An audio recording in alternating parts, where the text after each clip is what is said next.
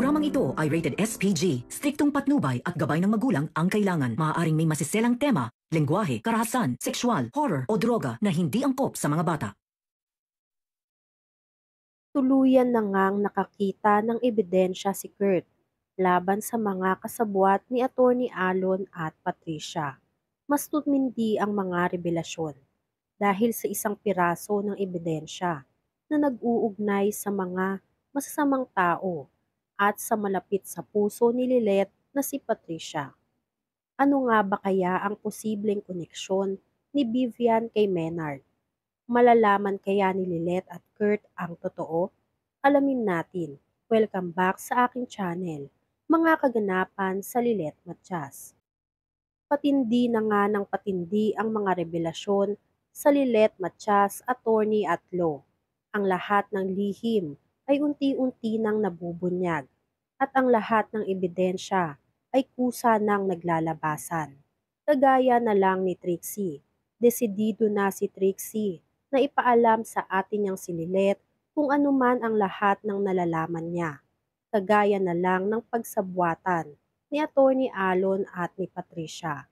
Ngunit ang pakikipagkita sana ni Trixie kay Lilet upang sabihin ang buong katotohanan ay hinadlangan mismo ni Patricia.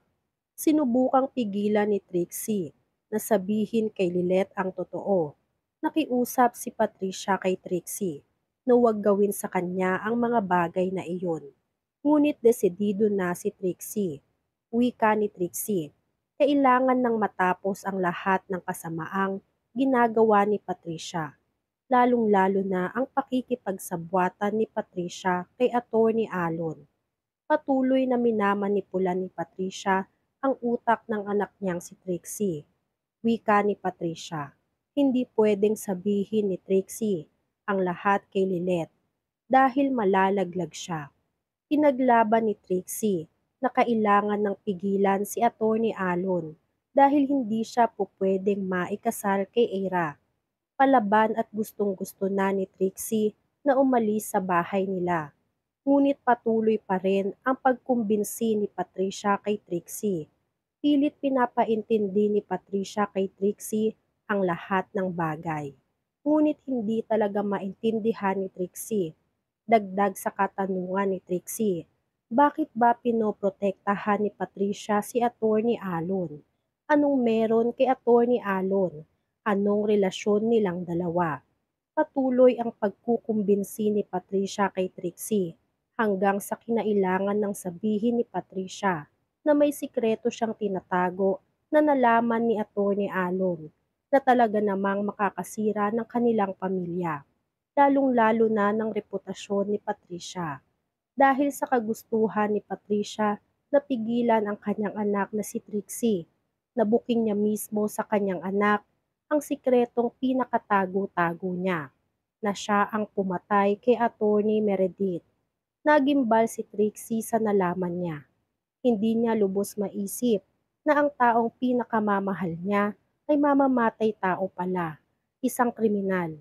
Hindi maintindihan ni Trixie ang palusot ni Patricia, na ginawa lang ni Patricia lahat ng iyon dahil kay Trixie para protektahan ang kanyang anak. Galit na galit si Trixie. Ginamit pa raw siya di umanong excuse ni Patricia para lang pumatay ng isang tao. Ganun na raw ba talaga kagalit si Patricia kay Lilet para patayin ang nanay nito? Lahat ng sama ng loob ni Patricia ay nilabas niya kay Trixie. Hanggang ngayon, sinisisi pa rin ni Patricia si Lilet kung bakit nasira ang pamilya nila, kung bakit binabaliwala raw sila ni Ramir. Habang umiiyak at nagpapaliwanag si Patricia, napapailing na lang si Trixie sa dami ng revelasyong nalaman niya. Dagdag pa ang kaso kay Inong. Ang lahat ng nangyari kay Inong ay kagagawan lahat ni Attorney Alon at Patricia. Halos mandiri si Trixie sa kanyang ina. Sa kabila ng mga revelasyon, si Ira ay nananatiling nakatali kay Attorney Alon. Unti-unti nang nakikita ni Ira ang lahat ng ugali na meron si Attorney Alon. Lumalabas na ang tunay na kulay ni Attorney Alon na talaga namang kinabibigla ni Ira. Si Lilet, Kasama si Kurt ay naiinip na sa pagdating ni Trixie.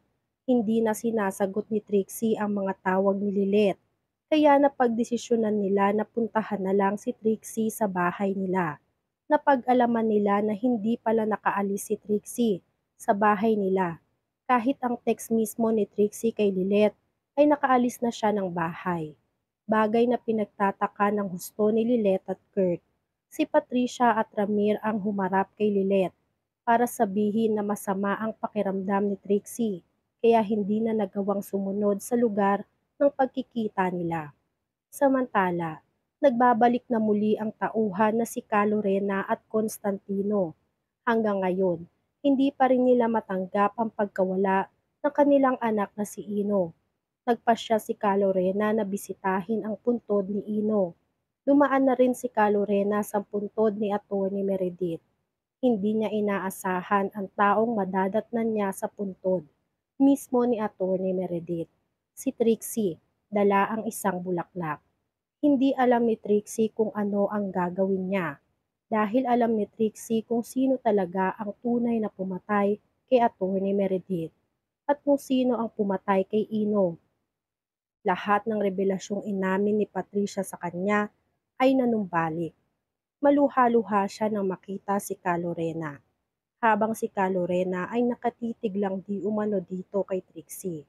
Nagtataka kung bakit parang nakakita ng multo si Trixie.